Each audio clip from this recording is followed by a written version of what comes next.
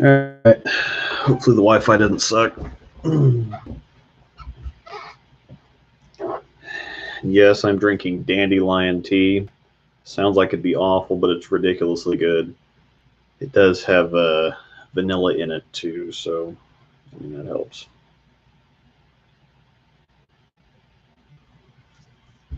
Great for you. And I actually put a little bit of stevia in there to sweeten it up a bit.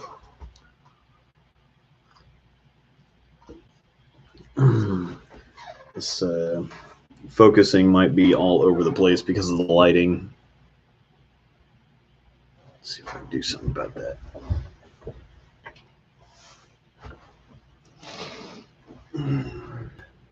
That's better. I'll make it too dark in here, I'll fall asleep. Welcome to another On the Road Again. Trying to be fairly quiet. I'm in a hotel room again. But such is life. I'm in Hays, Kansas, which is about 200 miles west of Topeka. So we ended up driving about 300 miles today. There's like 30 or 40 mile an hour winds out here. And so we drove 300 miles and looked at 25 bridges today. So what's up, Jeremy? We just got back from supper at Gella's Diner / LB Brewing Company. So I had the biggest, I had fish and chips. And there's just no way. What in Bork?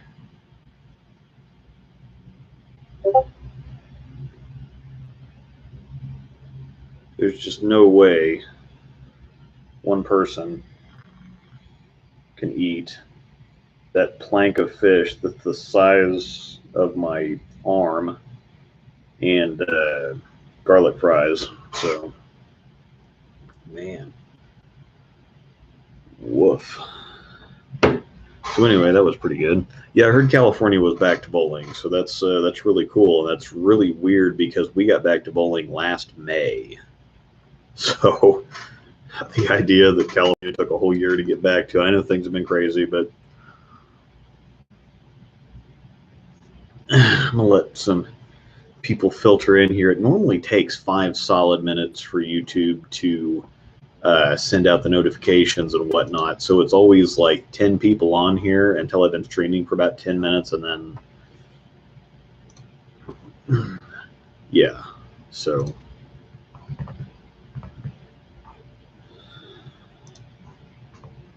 tag some people here. Tag everybody in my Discord.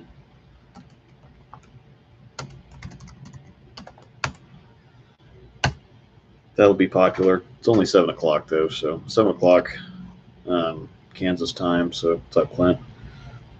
And Dennis, of course. So I'm trying to stay awake. It was a long weekend. We had James back in town, if you saw his live streams, and well,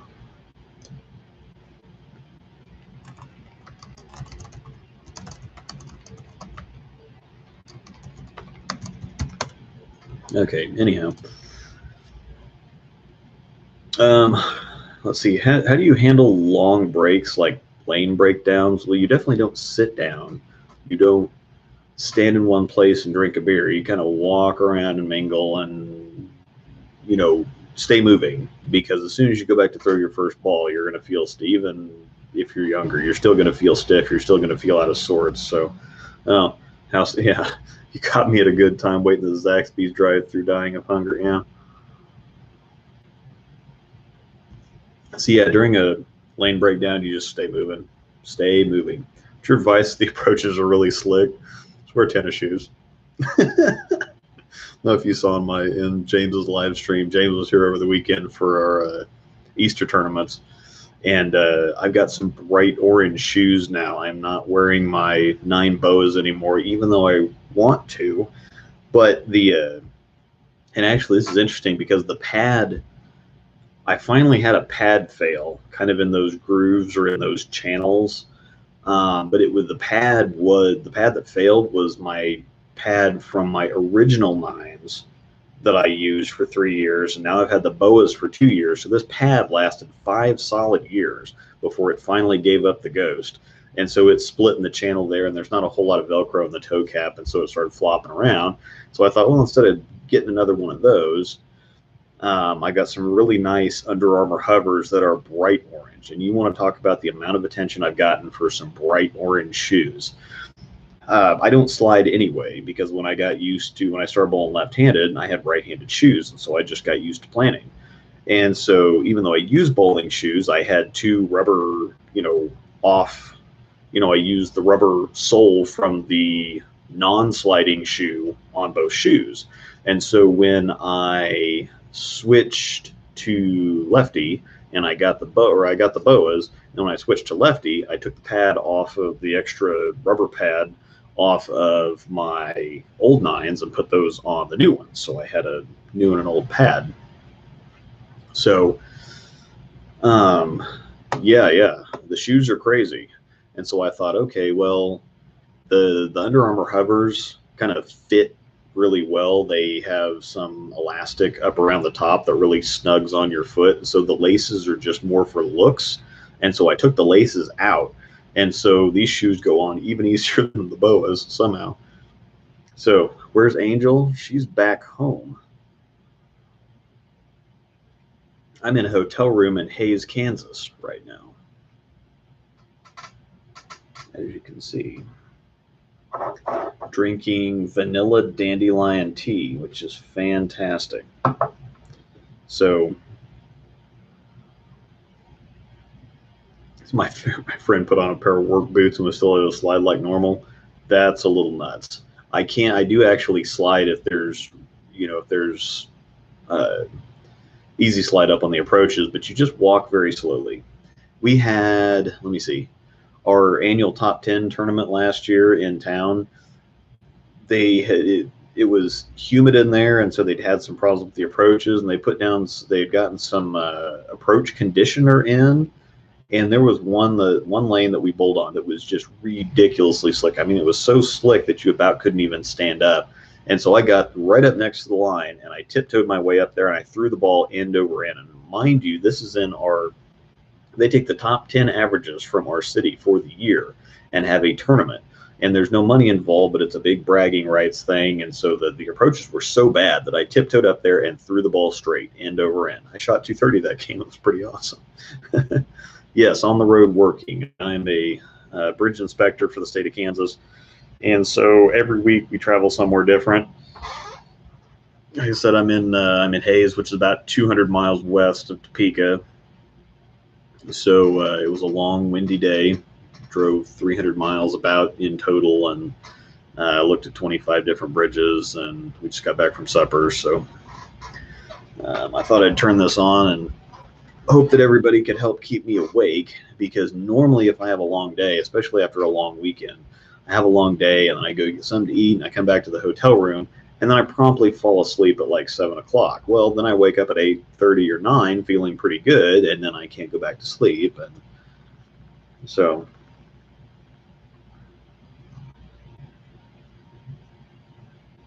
I lick my fingers and tap. Yeah, actually, I've done that before. I've done that to break in slide pads, because before Dexter had the 9 slide pad, you had the 8, which used to come on the shoes, which was pretty good, but it was just a hair for people that like to slide. It was just a hair on the slow side.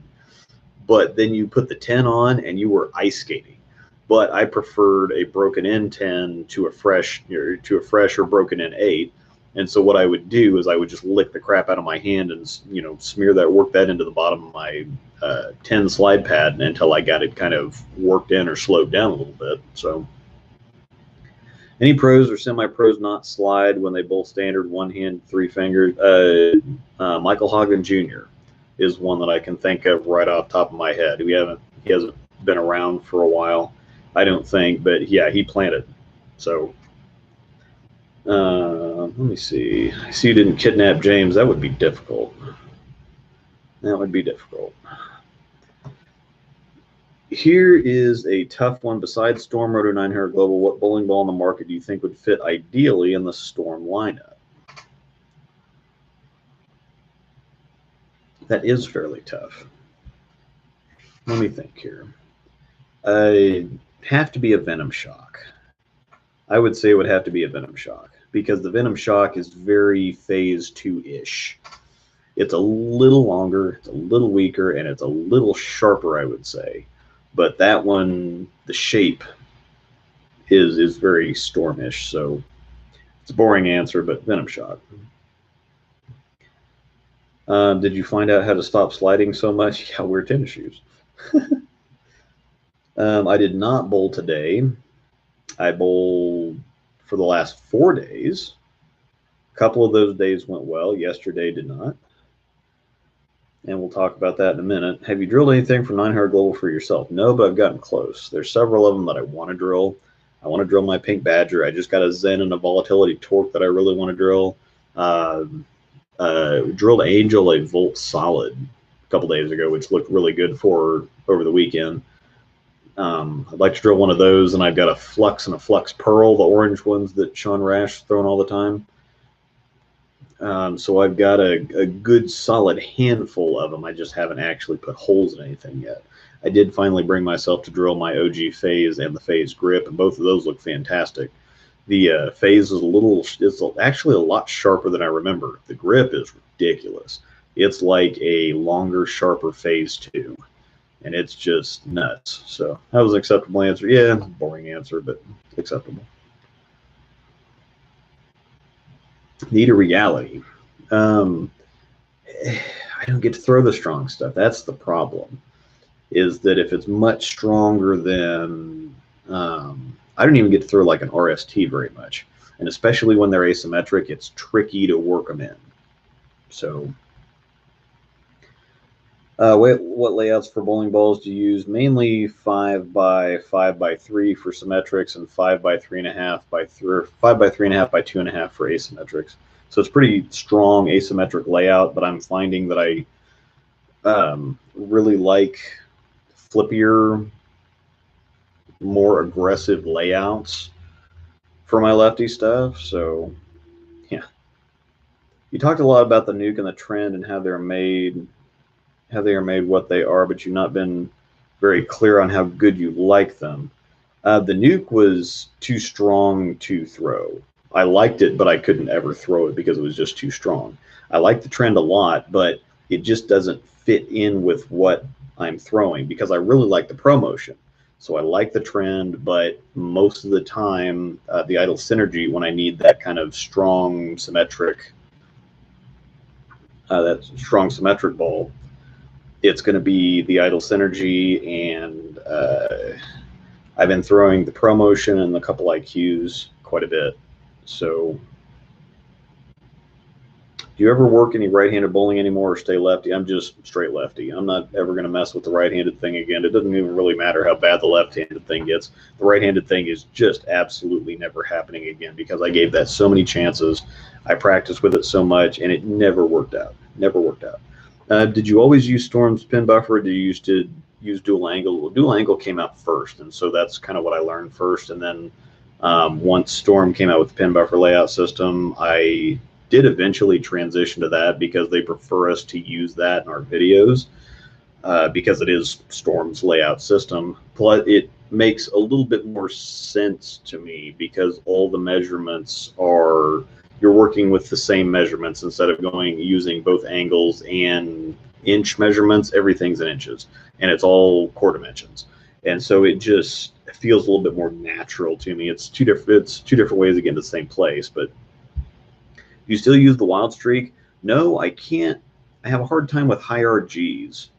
So on the left side, I used to really like the high road. I have not drilled an OG high road yet again, but I can't ever find myself working a higher RG ball in anymore. And so I've been wanting to get it out and play with it, but it's still just, yeah, use short pin. Nothing's too strong with that. Yeah. But then everything's a little slow. So I'm finding out that if stuff's too slow down lane, I have a tendency to start grabbing it and trying to help it. And so the best thing for me is stronger stuff. I understand. Thank you. So I find if I use stronger stuff, it helps me be softer and easier with my hand, which is going to be a better thing anyway. When are you going to bowl with your middle arm hand? I'm running out. That's why I told somebody the other day. I'm running out of hands and arms to switch to. So, bam. I think I figured out this camera. Is the swag PBA approved? I think so. They've been talking about it, and I saw some kind of press release or something about it here recently that they were going to be PBA approved. So, yeah, use my leg. I'd just kick it. Do you carry the UC2 in your bag now? Yeah, it actually stays for anytime I go to a house shot, it stays in the bag. Now, it came out yesterday because we were on chromium, but there was just no way possible that ball was going to get used on anything tougher. So, not on the left side anyway. On the right side, yeah, it would go everywhere, period. But the left side doesn't break down, and on tougher patterns, something that flippy is generally not going to be in play. So, was that question mark? What question mark? I just got PBA. Yeah, that's what I was hearing. Oh, big difference in the high road and high road pearl. Yes, actually, from a shape standpoint, the high road's a little bit stronger, but it's more of an arc, and the high road pearl is very round.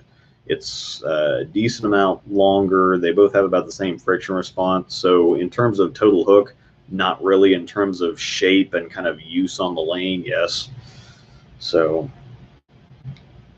have you drilled a phase 2 lefty or no? Yes, I did, and I didn't like the layout. I went pin and ring, and that didn't really work out. But I also re-drilled my righty phase because I did the new versus 200 games or whatever, and then I never used that phase very much, and so I thought, well, just go ahead and plug that and re-drill it. And I used the pin and ring layout that I really like on my Synergy, and it just didn't work out on the phase 2. So.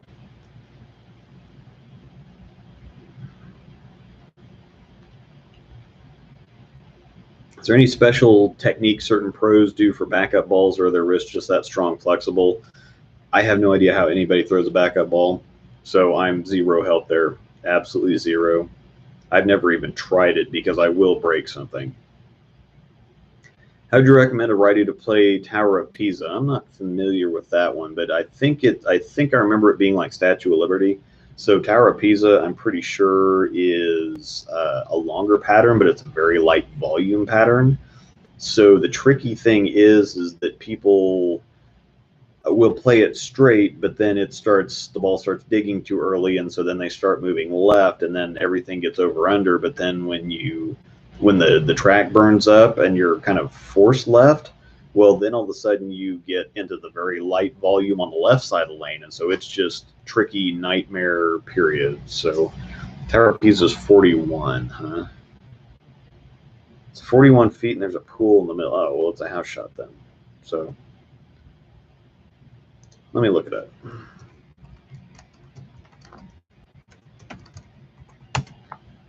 Let's look it up here.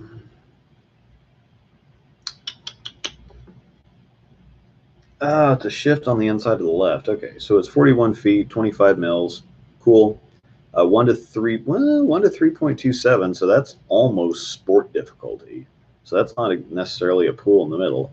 It's just shifted a little bit to the right. So as it breaks down, the lefties have a little bit more friction to begin with, but by the time you get 2 games on it from the right side, then it plays more symmetric, or it plays more similar on both sides. So that one's actually fairly tough. So anything 39 to 42 feet, 25 mils that's on the flatter side is going to be tough. Because if you get it in a little bit, it's going to hook. If you get it out a little bit, it's going to hang. And so it's, I don't think that you're on this, though, because of the oil volume. Yeah, 25 mils, you're not going to be needing anything. I mean, IQ Tour Solid would be perfect. IQ Tour Solid, IQ Tornado Pearl, stuff like that. You're not going to get much stronger than that, and even that stuff's going to kind of fly. So that's actually fairly difficult.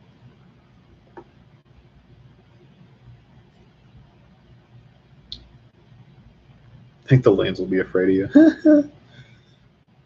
Yeah, pretty much.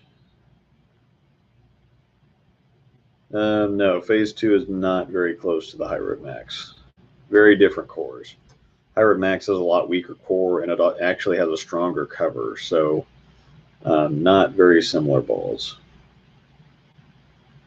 Is sport that much harder? I was thinking about trying a sport league. Yeah, it's quite a bit harder than the regular house shots, because regular house shots have a bunch of oil in the middle and they don't have very much on the outside. So if you miss inside, the ball is going to tend to want to hold, and if you miss outside, the ball is going to want to hook. Well, on sport patterns, it's kind of the opposite. You miss in a little bit and it hooks too much. You miss out a little bit, it doesn't hook enough. So you have to be quite a bit more accurate on sport conditions. Now, they are more fun. They're more rewarding. All right. So anyway, over the weekend we had several different things. I had league Thursday night, had league Friday night, then we had an 8-gamer of doubles on Saturday, and then we had an 8-gamer of singles on Sunday. League Thursday went okay. League Friday went okay. I think I shot 710 and 690 or something like that. So nothing special, but solid. I mean, you can't really complain about them, but I've kind of been in this rut here recently where I've been shooting 230s on everything. I can't really put a decent game together, and if I do put a decent game together, well, I have a mediocre 1 or 2 in the middle there. So there for a while I was putting some pretty big sets together, and I think I'm kind of in that middling spot where I can start to kind of control what I'm doing better, and so I'm trying to execute a little bit more instead of just letting go of the ball and letting what happen. I'm trying to force the ball to strike instead of just letting go of it and seeing what happens. So unfortunately, but I mean, if a bad night or a bummer of a night or a mediocre night is 690, 700, I'd take that all the time. I say that as I'm complaining about it. So tempted to snag a couple of nuclears. They hook a bunch. They hook a bunch and they flip a bunch. So make your spares. Yeah, yesterday was bad just across the board. And you always want to say if you don't bowl well, at least learn something. I learned nothing yesterday. I bowled terrible, and I didn't really bowl. That's the thing, is I didn't really bowl terrible. It just, I didn't match up. I was super, super close, but it just didn't work out. And I don't know what I would have done, what I would have changed, how on earth it actually would have worked out for me. So I just had a bad, aside from the first game, shot 240 out the gate, but I had the front 6, and then I chopped a 2.4, which was unlucky, and then I put a 6.8 right behind that, and then I kind of limped to a 240, and then after that it was just a bad luck and taps, and normally I don't complain about bad carry and not matching up or whatever else, but I couldn't. I thought I had the right ball in my hands, I thought I had the right look, and it just didn't quite happen. Or I'd put a couple strikes together and then I'd throw one out the window, or I'd have some bad carry and just couldn't ever put anything together. And then when on something like Chromium, it does force you to be a little bit more accurate. Obviously on the left side it was the same pattern all day long, so nothing ever really opened up or got any easier. And it just was a day that didn't work out. And after I opened with the front 6, I thought, well, this is great. My ball reaction was good all day long. I couldn't get anything done. And then I started missing some spares, and by the time we got to the 6th game, I'm like, well, I'm throwing it good. I'm in the right part of the lane with the right ball, and this is not working out. Which very rarely do I, normally I say, well, if it's not working out, you're not in the right place and you don't have the right ball in your hands. But I think that even James would agree. It's like, yeah, that was, and he said something to me after like 3 games, after the first 3 games, and he asked me if it was just a guess on the surface. And I said, well, yeah, I mean, I know the nano cover pretty well. I use my Tornado Pearl all day long, and it looked great. I just didn't score. And so I started kind of by game 5 or 6, and I keep putting it there. And then I miss a couple of spares, and then I just kind of mentally fried out and was done. So no, is chromium one that always breaks down? Causes no, and that's the thing, is on the left side nothing ever breaks down. It's a fresh shot all day long. So yeah, it just was a bad day for no reason, and I didn't learn anything.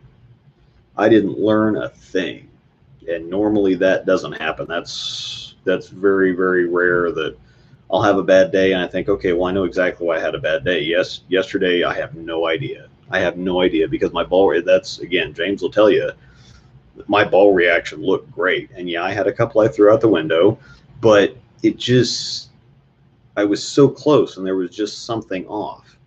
It just, I don't know. Maybe lane topography. I think I'm familiar enough with those lanes in there that I kind of knew what was going on with each pair, and so it just didn't work out. And I'm one that always says, well, it's something that you did. So going back and thinking about it, I probably needed something a little bit stronger. I probably needed to get in a little bit. I was probably I was giving it just a little bit of a swing, but again, my ball reaction looks so good. That was what the problem was. It's not like I had bad ball reaction or iffy ball reaction or whatever else. My ball reaction was so good and my scores were so bad, which that's what really tripped me out. And I probably would have changed it. I mean, if I had bad ball reaction, then that's just one thing. But every time, there were most of the shots I threw, I thought were great, and then I'd wrap a 10, or it'd be a flat 10, or it'd be a 6-pin, or it'd be a 9-pin, or it'd be something else, and then I'd miss a couple spares I don't normally miss, and I missed I missed 3 or 4 10-pins for some reason. But yeah, it just didn't really work. So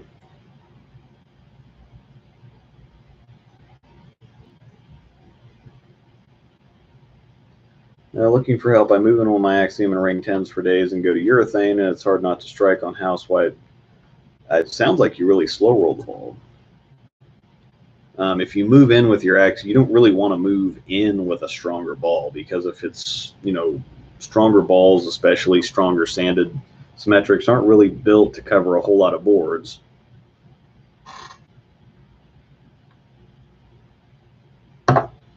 Bam. Camera fix. So yeah, sometimes if you get too deep with too strong of a ball, yeah, it's gonna roll up and it's not gonna quite get back. It's gonna burn up a lot of energy quick and not quite have enough to make the corners. So, but urethane doesn't really move a whole lot, so you can kind of stand there and bang on it, and it kind of slowly works its way up. So.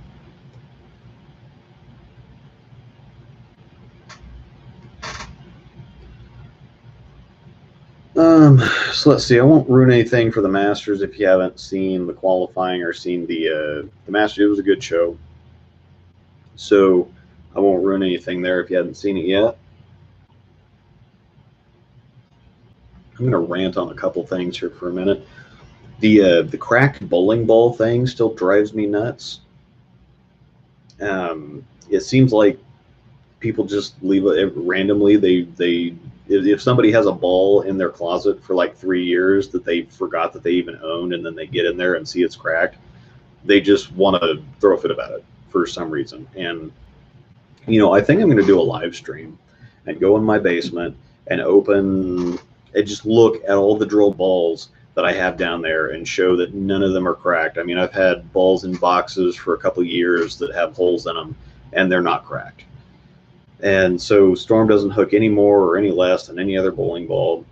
I mean, if you go into a Brunswick forum, it's always Brunswick balls crack more than any other brand. If you go into a Storm forum, the Storm balls always crack more than any other brand. But if they're drilled properly and they're taken care of properly, they won't crack. And whenever I say something like that, it's always, well, so it's my fault, so you're blaming me. It's, well, actually, yes. I mean, it's sometimes you need to be, more diplomatic about things, but point blank, sometimes yes. I mean, if you don't fill your car up with gas and it stops working, it's your fault. If you don't change the oil in the car and the engine seizes up, it is your fault. If you give a toddler an iPad and they smack it against they smack it against a wall or smack it against a table until the screen cracks, that's your fault.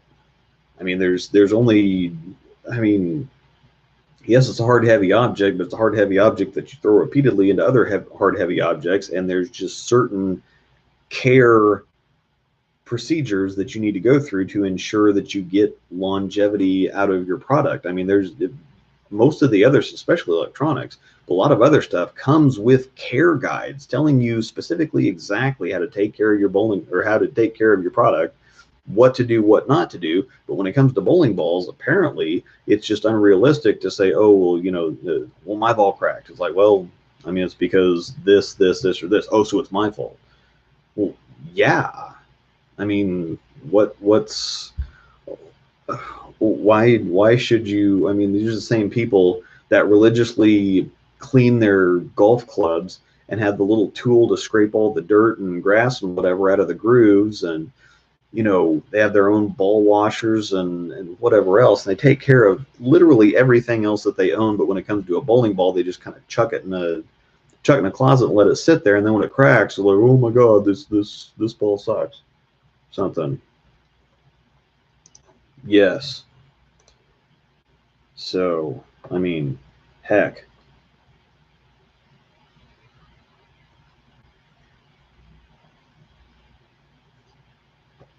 What do you think about the red oil? They say blue oil is a little slicker. I don't know about the comparison between the red oil and the blue oil, but I like the red. I think it visually looked a lot better than the blue, because the blue oil is kind of hard to see. The blue oil always just looks like there's a puddle in the middle, period. The red oil, you could actually see the contrast was a whole lot better, so I like that a lot better. But yeah, I didn't like the red. I'm not a big fan of the dye to begin with. Yeah, I don't. It's helpful to illustrate something for the people at home, to show lane transition more than anything. The red oil would actually help show the differences in the patterns better, because with the blue oil, everything looks the same. The red oil would help to show the pattern differences better, and it helps to show transition. But it's actually, not only is it not helpful for the pros at all, it's actually distracting. Plus, it stains the living crap out of everything. So it doesn't affect the balls at all. It just stains the crap out of everything, just everything. So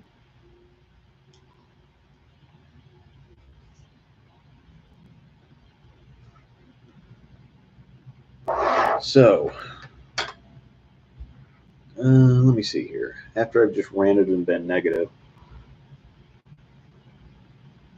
something that I've found has been very helpful to me is avoiding bowling groups on Facebook. Now, if you're in Stormwater Grip Bowling Balls for Sale or something like a selling trading forum, that's pretty cool. But I find that a lot of the Facebook groups that are, whatever specific brand or whatever specific anything else, they're all toxic.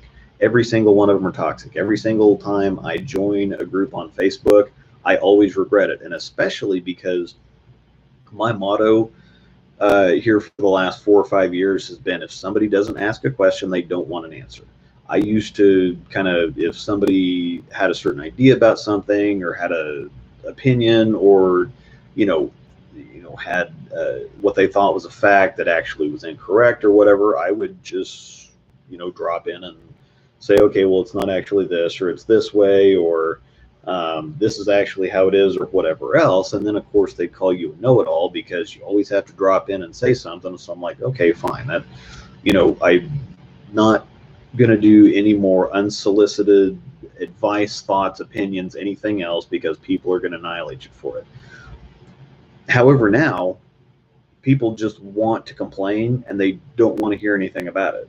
So it's just like the bowling ball thing. Every single time I comment on a ball cracking post and say, well, actually it's this, this, and that, I get annihilated. And somebody even said, well, this is a PR nightmare. It sounds like a real PR nightmare for a company to tell a customer it's their fault that their ball cracked. I mean, but if it is, You'd think that if you spend 200, 250 bucks on something, you would be interested in keeping that rather than almost seeming happy that it happened so that you can get on Facebook and whine about it. So I have removed myself from a bunch of different groups. Stormwater Group Bowling Balls for Sale is great, and that's where you find a bunch of gems and a bunch of either overseas stuff or rare stuff or discontinued stuff that you'd really like to have again. So that's a great one, but it's more of a buying, selling, trading. Those groups typically are a lot better than like discussion groups or fan groups or company specific groups or something else. So now, I mean, because number one, that helps me refrain from commenting on stuff like that, because I just don't even see it anymore, and nobody actually wants to hear the truth or the reality anyway. So that's why you need to go to that's why you only need to go to the bowling subreddit. Woof. I hear stories from James. Not interested, sorry. Yeah, I'm sure you wouldn't be. Well, and that's the thing, is that I've always tried to be as diplomatic. I'm being kind of a jerk right now about it, but it pisses me off. So I've always tried to be helpful, and then people, oh, so you apparently you just know everything. It's like, no, but I do know this, and so I can share it with people who don't know it. Oh, you just think you're so much smarter than everybody else, and it's like, no, that didn't have anything to do with anything. I've been doing this for such a long time, and there's a bunch of stuff that I know, and I will share that with people who don't know it. It's not like I'm trying to go out of my way to educate and enlighten the bowling community or something.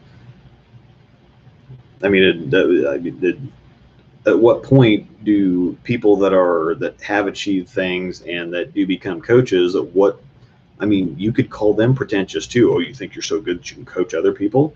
Well, I mean, yeah, at some certain point, if things work and you know what you're talking about and you've been involved with stuff and you have the experience or whatever else, yeah, then you could coach other people. So everybody can always work any angle that they want to work to complain about something, though. So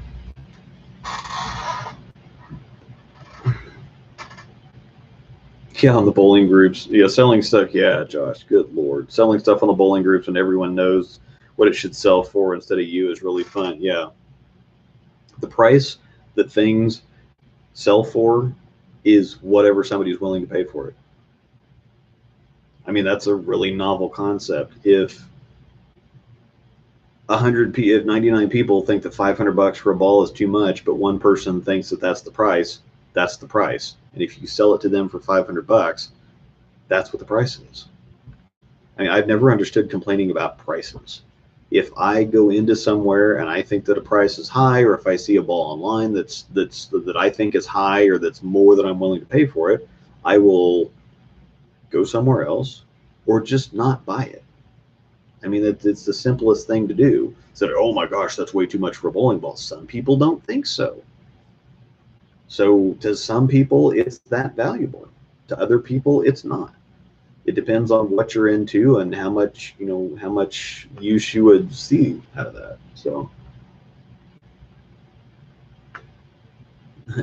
then you'll see people say you only coach because you aren't good enough to go pro. Yeah, that's those who aren't, those who can't do teach. So yeah, there's always something, and people, that's what has always driven me nuts about what I do. Is people are like, oh my gosh, it must be nice, and it's like, well, there's no nice anything about anything. I've had to work so hard and had so many setbacks and so many whatever else that this is all I've gotten to in 40 years. So I didn't even start bowling until I was 19. And then I had 2 and 3 jobs for 10 years. And then I got married and adopted my wife's daughter, and we had a couple kids, and we had the worst jobs on the planet.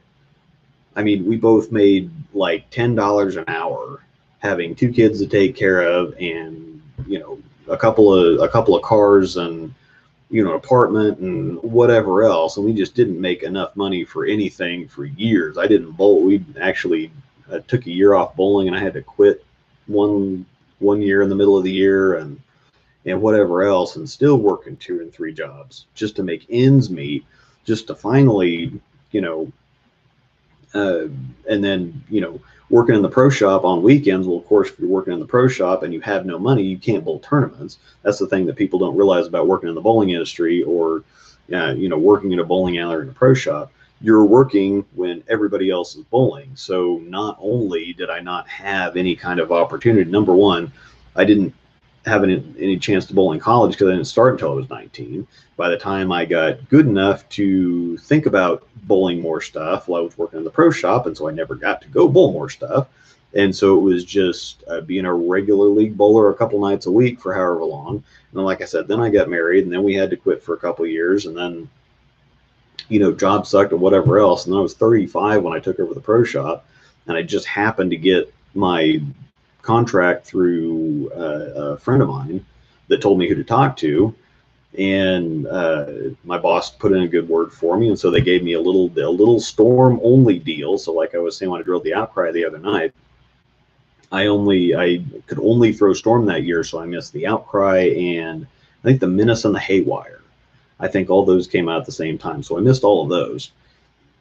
Um, and then by then I started doing the video thing, and I just started doing that. That's why I tell people my channel is just my name. It's not Luke Rosedal Bowling Reviews, or it's not some bowling review thing, because I literally just did it for my customers who came in, and who would come in and say, well, all the videos online just have 500 rev rates, hooking the whole lane set to rock music.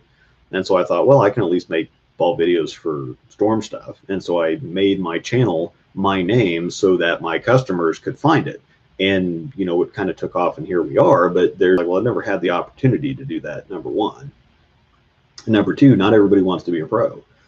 Not everybody has the opportunity to be a pro. Why would I try to go out on tour with a bum arm? Especially, yeah, besides, you know, a bad dislocation in my late 20s or whatever that threw a monkey wrench into everything, besides working however many jobs, besides whatever else. And so by the time I could actually consider it, I'm going to be ready for the senior tour. So it's not like I'm a Spencer Robarge that started bowling at 3 and grew up with it and, you know, stuck with it and stayed in it and whatever else. There just wasn't the opportunity for that. And I'm not bitter about that at all. I'm just, whenever somebody says, oh gosh, it must be nice to have this, and then at the same time it says, oh, well, but you're just a ball commercial guy on YouTube. It's like, I mean, okay, whatever. I didn't ask you for your opinion, but whatever. Yeah, my superb basketball career, my skin started burning when I got inside the 3-point line. So generally, what happens when I try to go inside, I dislocate my frickin' shoulder. So that's why I just stood outside like a good little white guy and shot it from a long way away. So yeah, and that's the thing, is it was hard. It's hard to even just get to being a ball commercial on YouTube guy and a sitting complaining from his hotel room guy. So, and that's the thing, is not everybody wants to be a pro. And so, I mean, there's some very good amateurs that we see at tournaments all the time that wouldn't consider going pro just because they have a different life, or they have complications, or not necessarily complications, but it's really hard to be like what Belmo does is really hard. He's got a wife and three kids and another one on the way, and he lives in Australia, and so he's traveling all the time, and that just doesn't, unless you're the best bowler in the world, that just doesn't work out for people. So aside from not even having the opportunity, just saying it must be nice to have bowling balls laying around. It's like, well, I mean, yeah, we've got bowling balls everywhere, but I'm not sure it was worth the cost. So sitting complaining from the hotel guy, yeah, drinking my dandelion tea, which is once again, dandelion tea is fabulous. So, I mean, you guys are all sitting here watching me, so. Oh my gosh. Never mind that almost all pros have coaches. Yes. And the interesting thing there is, too, that all pros have coaches, yes, we have a guy, Del Ballard Jr., who is very successful on the Pro Tour, but we also have Jim Callahan, who is probably our best rep out there, uh, that I don't know really had any personal success himself. Tim Mack's another guy that is a very good amateur, and he's a very good bull rep and a coach and whatever else, but he had injuries and he had other issues and stuff that really stopped him from the career that he could have had. So you can't look at that and say, oh, well, you've only, oh yeah, you've done a little bit of this and you won some amateur stuff, but you really never did anything on tour. Well, when you're always hurt, I mean, it's hard to. Robert Smith had the same thing. I mean, he was actually pretty good on tour, and then he had wrist problems. Sometimes stuff happens. You can't do anything about it. I mean, I threw it pretty good too before I hurt my shoulder, and not saying that I would have actually ever gone anywhere, but it, and I wouldn't be doing the lefty thing right now, and I actually kind of like the lefty thing. So Tanner wasn't a fan of your tea. He just tried some. He wanted watermelon, but you have the steeper. No, there's one there at home. I don't have, it's up there somewhere. Well, the watermelon tea, what you have to do with the watermelon tea is you have to fill the steeper about halfway up with the watermelon, and then you have to put a couple little packets of stevia in there to sweeten it up a little bit.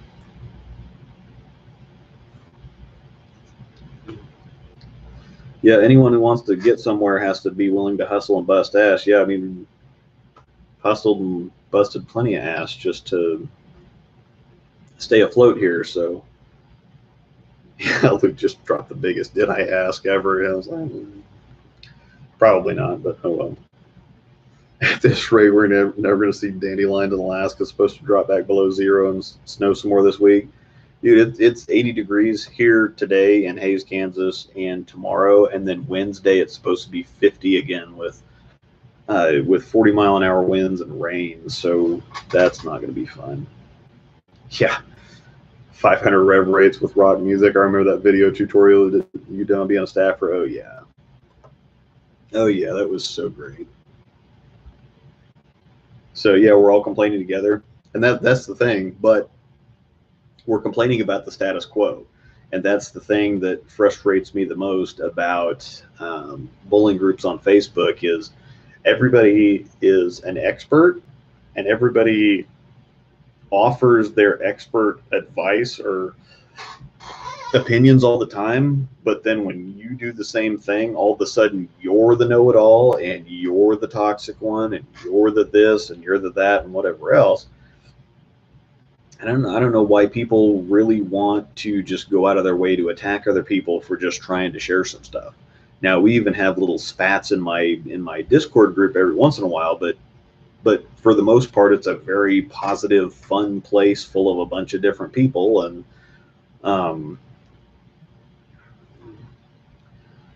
you drilled the Rubicon lefty, right? Yes, correct. So. Love the fact that we get Jazz now to come to Alaska for lessons. Getting good parts of your game compared to top level pros is mind blowing. He does an amazing job, and that's something I'd like to do. I actually want to go when I go visit Mr. Bill in Colorado. I want to get some lessons from Tish Johnson. So I really haven't ever had an actual lesson, and that's another thing too is just getting local people to. We have a lot of great coaches here locally, and just kind of getting somebody out there to do something and help out is not really, apparently not an option. So when is the Colorado visit? We wanted to do it over the winter sometime when I wasn't traveling, but Tish's pro shops were shut down and it was just not a good time to go. So yeah, coaching streams with Tish and Mr. Bill. Yeah, Mr. Bill will be the intent. Well, actually, Mr. Bill and Tish would be the entertainment. I'd just be there looking weird. But I would like to have some coaching from somebody like Tish, who's just going to tell you, if I came back and it's like, well, that one sucked, don't do that again. I like the more honest, upfront, in your face. I mean, you can't really learn anything if something's not brutally honest with you. And sometimes the truth hurts, but if the truth hurts, it's not somebody else's fault for pointing it out. So I tend to like firmer, more direct communication, especially when it comes to something like that. So I will join y'all if possible. Heck yeah. Denver, Colorado Springs area. So that would be, oh, that would be fun. Man, somebody needs to tell my eyes that I'm actually awake. Holy bork.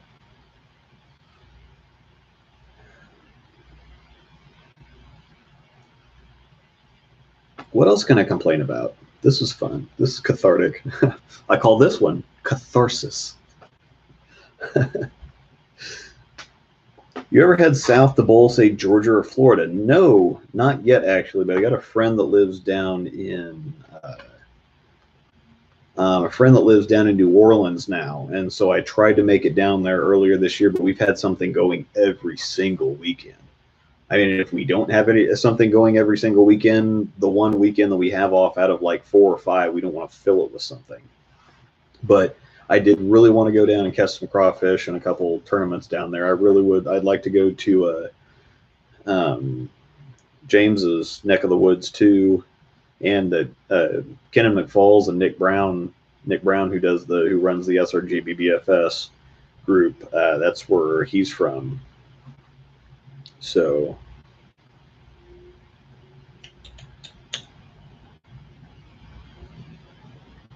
how did you and James do in the doubles? Didn't get the kitchen? The kitchen? Interesting. We did okay in the doubles. I didn't do near as good as I thought I was going to do or hoped to do.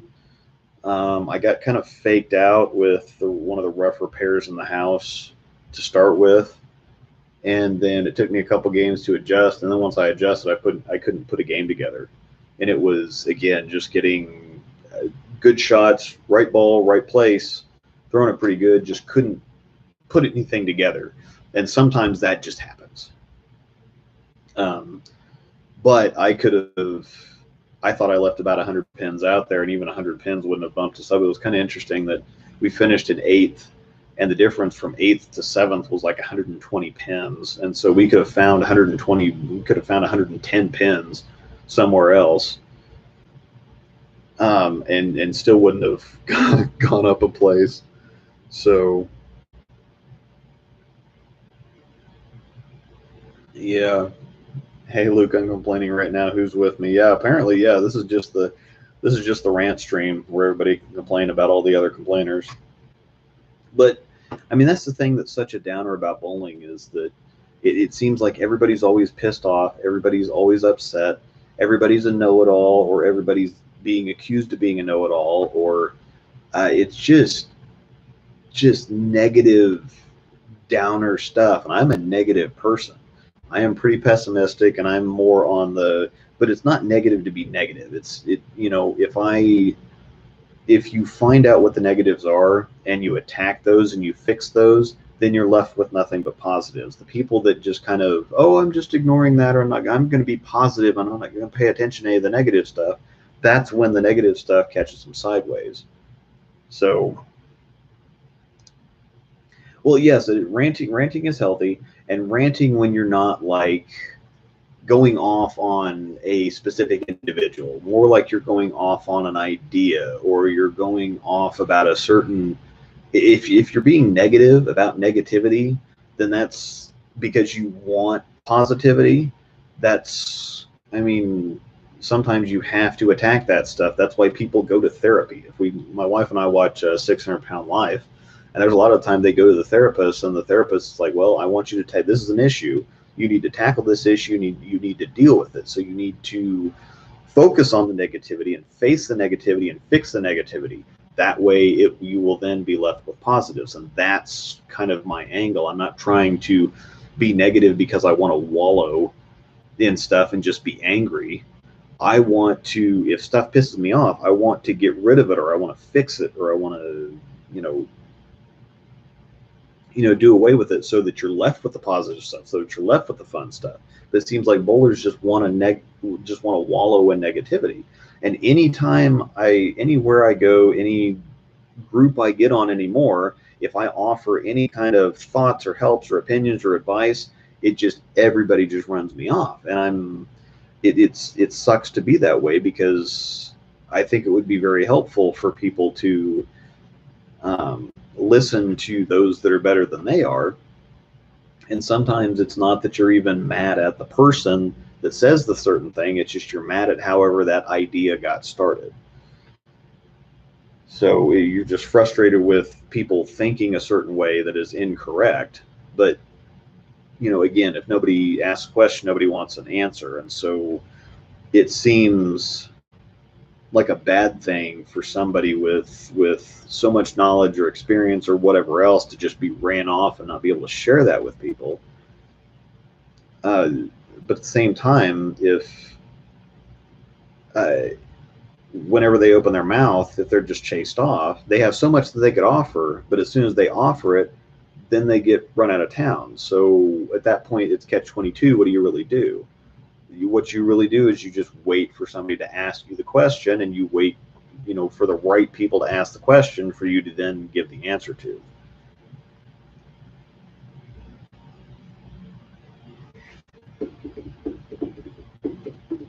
Sorry, spell check. What?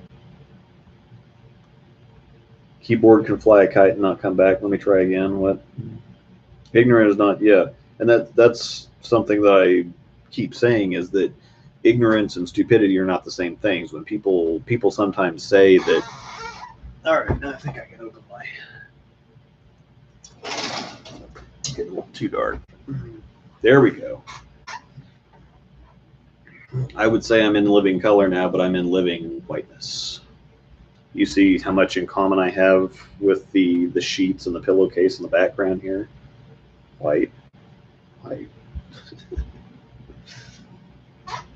So the actual definition of the word ignorance or ignorant is just not knowing something. It just means that you simply do not have a piece of information. It doesn't mean that you're stupid. It doesn't mean that you're incapable of understanding, that you're not capable of understanding that information. It just means that you don't have it yet. And so when people come to a conclusion or form an opinion based on not knowing all the information, they're not stupid. Their opinion is not stupid. It's ignorant or uninformed. And there's nothing wrong with that. I used to be ignorant and uninformed, and I'm still ignorant and uninformed to some certain degree too. So, but nobody likes that word, because whenever somebody says you're ignorant now, they mean you're stupid. And that's not actually what the word means. So, oh man, Fruit's gonna go get Robin eggs. Hook it up, hook it up. Yeah, you stream in a hotel room, they will come and ask questions. And so, and again, this is another thing, that there's a big disconnect between the very successful people, or the people who are professionals, or who are tour reps, or who are big names and whatever else, and everybody else kind of feels left out, or like they're the little guy, or people can get bitter about seeing somebody else with success or things that they wish that they could have or whatever else. And that my angle has always been, number one, the grass is not always greener. If somebody has something, most of the time they work very, very hard for it. And we don't even have much, but we worked really hard for just what we have to begin with. But at the same time, it's nice to come from that place, because then you can show people, well, it's not, not everything is, not everybody is lucky. Or, you give somebody a realistic goal or a realistic idea to shoot for, and you say, yeah, it was very hard, and yes, we put in a lot of time and a lot of effort and a lot of money and whatever else. And so if somebody else is struggling with something, or somebody else is having a hard time, then you can empathize with them and reinforce that, yeah, not everybody just has stuff dumped in their lap. Not everybody is, and even if you work very hard, not everybody is capable of becoming Jason Belmont. Belmo and Simo, and especially if you've seen the Flow Bowling documentary on Simo, you want to talk about somebody who went through some stuff and still put in all the work, and has become very successful. But sometimes that's not a possibility for everybody. Sometimes you can work and work and work. You can work just as hard as somebody else, but you just don't have the potential to be good enough, or at least not in that certain direction. And so sometimes it's good. So that's why I'm not really broken up about not being uh, better or more special than I am. Why I'm not broken up about being a YouTube ball review guy, because this is, realistic, I guess. Or it's something that you don't get. Sometimes people get so far, they work for stuff and then they attain stuff, but then they kind of get out of touch with everybody else, and then they're off in their own little world with the superstars and whatever else, and they don't have time for the regular people. And I am a regular people, so just because I have a YouTube channel and have a basement full of bowling balls, that doesn't mean that I'm any more special than anybody else. I just worked really hard in this one certain direction and have achieved something in this certain direction. But that's something else that I always tell everybody, is that every single person on the planet is better than somebody else at something. And it doesn't really have to be that important. It doesn't really matter what that is. I mean, even if it's disc golf, if it's something that you're really good at and you have a lot of fun with, and can maybe even do trick shots or make your own YouTube channel or have a TikTok or something like that, doing trick shots or giving little tips or helping somebody else enjoy what it is that they're doing. I am perfectly fine not being a coach and not being a pro and not really doing that well at tournaments, and just kind of being your typical good house bowler, I guess you'd say. And that's fine with me. So I have no idea where I was going with that.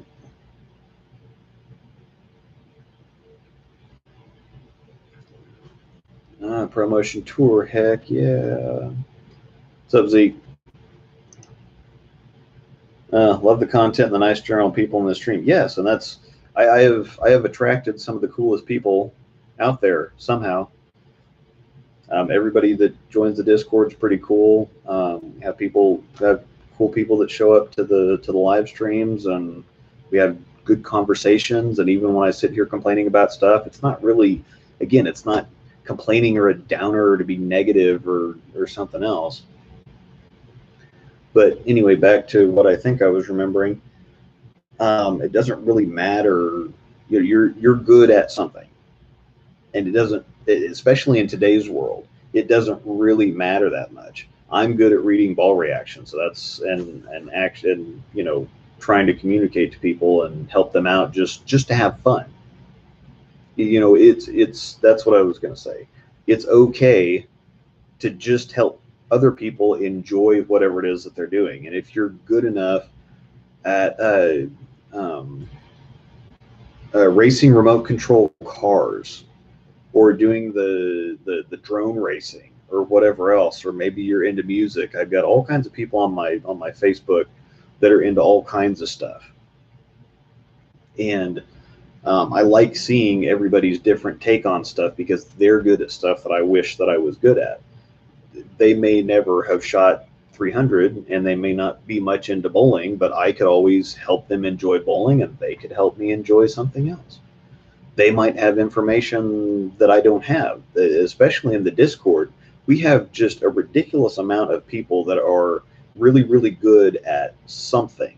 And I've gotten so much help from so many of these people that are good in other areas of,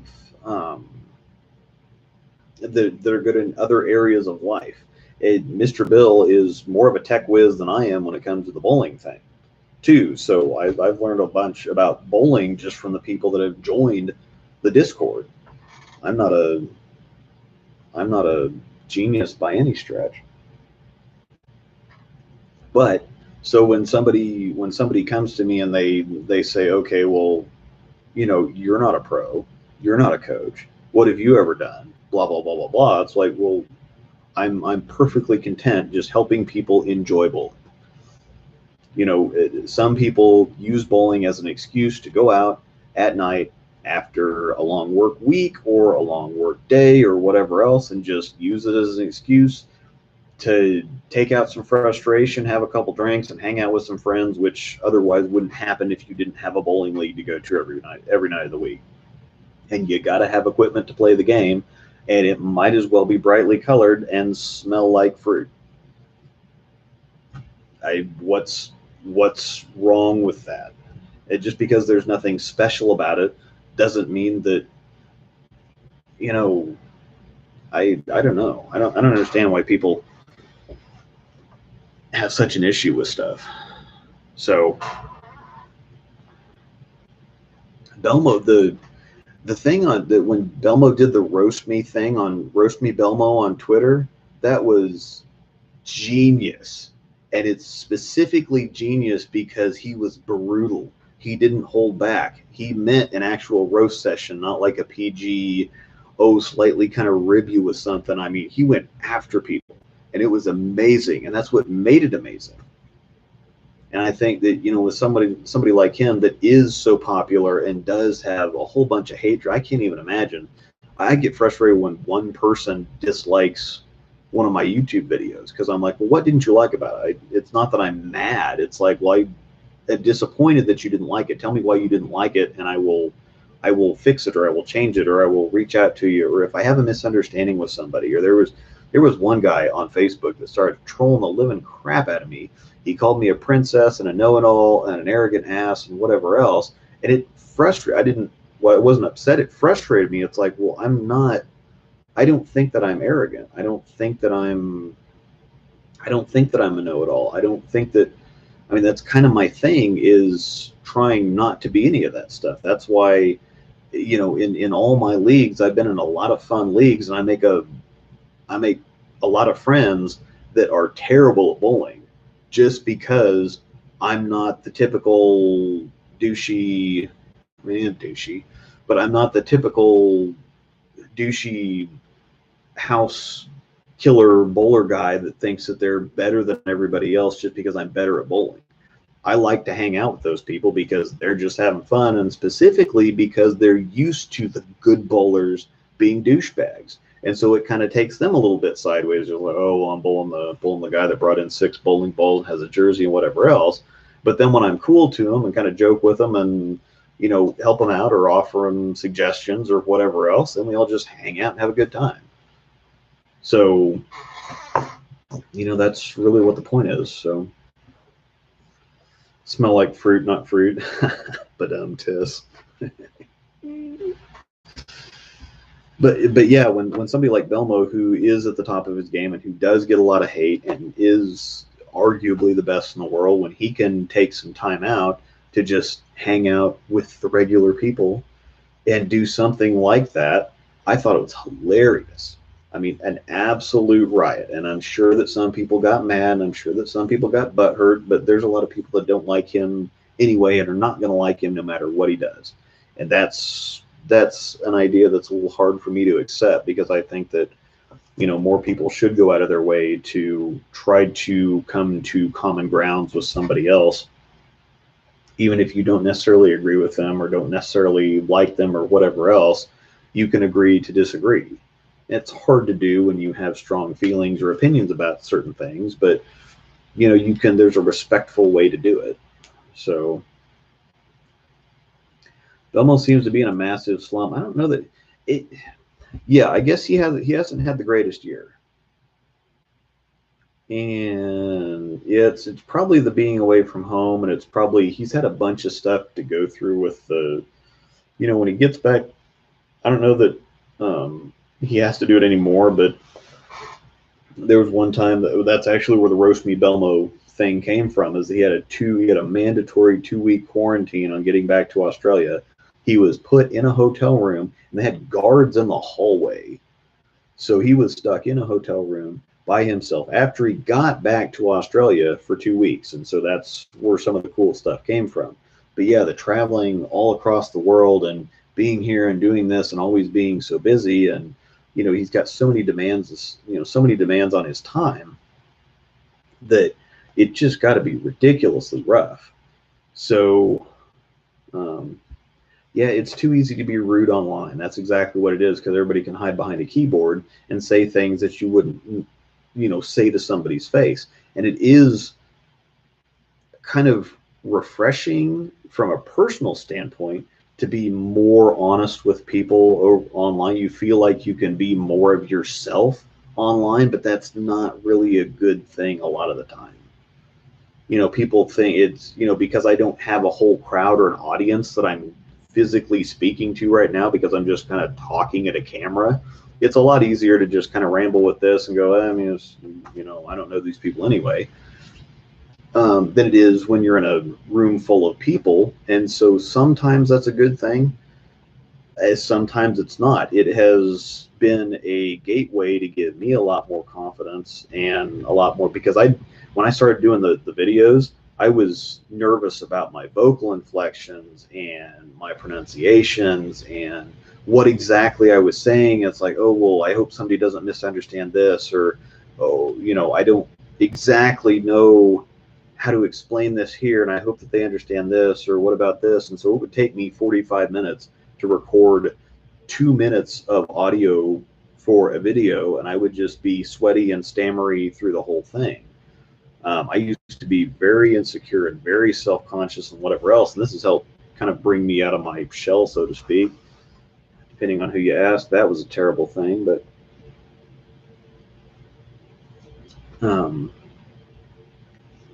yeah, so yeah, those shoes you got now steal the show. Not one ball yesterday came close. You need to find a ball to compete with them. Yeah, yesterday was terrible, and I was mad. But anyhow, all right. Well, I'm running out of light, and I'm getting tired, and I need to watch the second episode of the Mighty Ducks series on Disney Plus, because that came out on Friday, I think, and I haven't been able to watch it. So need to go watch Mighty Ducks. I've been rambling for about an hour and 10, and again, like I said, my light's running out, and I really should be getting off to bed here before too long. So Angel posted in the Discord, so if you like stuff like this, I'm going to try to be more active in the Discord. Patreon sucks, so screw Patreon. But Patreon is the gateway. I don't post a whole lot on Patreon because there's a lot of good stuff on Patreon that I don't want to bury. Patreon is basically a Facebook feed, so the more I post, the more the good stuff gets buried. So I intentionally try not to post on Patreon so that I don't bury all the good stuff, because there's a lot of good stuff back in the history. You just have to scroll back to find it. There's no way to organize it because it's a terrible site.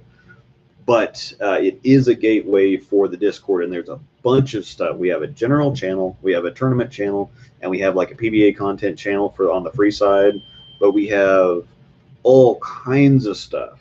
We have a dog channel, and we have a food channel, and we have a whatever. We have a Greater KC channel. There's a tournament that we organize every year that's in September that we, if you're a member and you want to fly out, drive out, whatever else to bowl in the tournament, just tell us that you're coming, we'll put you in.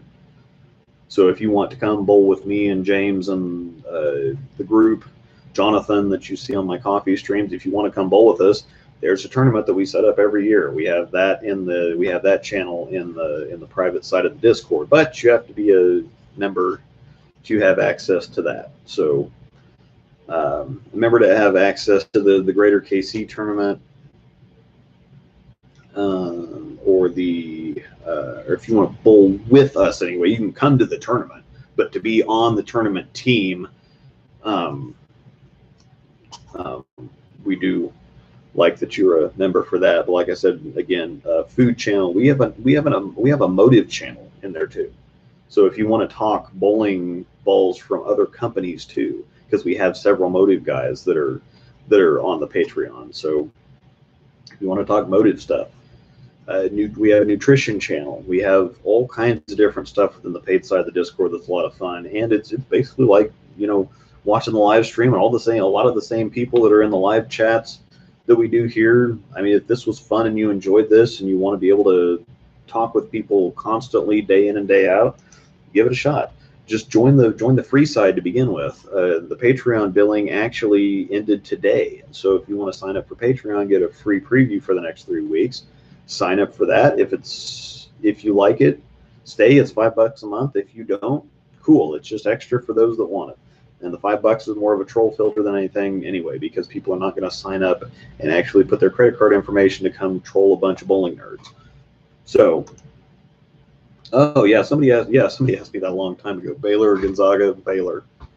Gonzaga is going to get walked on. Baylor is legit. Baylor is legit. Most of the time, you think it's going to be kind of a close game or whatever, and there's nothing against Gonzaga. It's just Baylor is good. Baylor is just better. Sometimes that just happens. Sometimes somebody or something else is just better. I'm out of my light here, which I'm still providing my own light. But yeah, we've been going for a bit here, and I appreciate everybody that showed up. And I have no new information on any new bowling balls yet. I know that some things have been delayed because of the popularity of stuff like the Zen. They are back ordered on a lot of stuff, and so they're trying to catch up production with the orders that they already have, so that's likely delayed some new releases. So I don't have any information. Yes, I am glowing. I am actually glowing. It's my Zags, baby. Sorry, but Baylor's just better. Sorry. Yeah, tournament would be awesome. Yeah. Anyhow, so yeah, go sign up for the Discord. Storm Nation. Angel put a link up there to the Discord channel. Sign up for the free side of it and see how you like that first. And then if you want to try the other out, cool. If not, if the free channels are good for you, that's what they're there for. So just go have fun. So updates for Ducks and Falcon next go round. Yeah. Cool. Heck yeah. Think we got a Brunswick too now. Yeah. If you want a Brunswick channel, have James make you a Brunswick channel. All right. Well, I'm definitely way out of my light here, and I need to go watch Mighty Ducks. So, yep. And actually the Baylor Gonzaga game. Well, it's already going, isn't it? Did it start? No, it should be starting here pretty quick. So anyway, go watch that. Go have fun. Thanks everybody for hanging out. This is always fun. Because all I have to do is turn the camera on and ramble, and people watch and actually talk to me. So this is cool. All right. We'll see y'all later. Thanks for watching.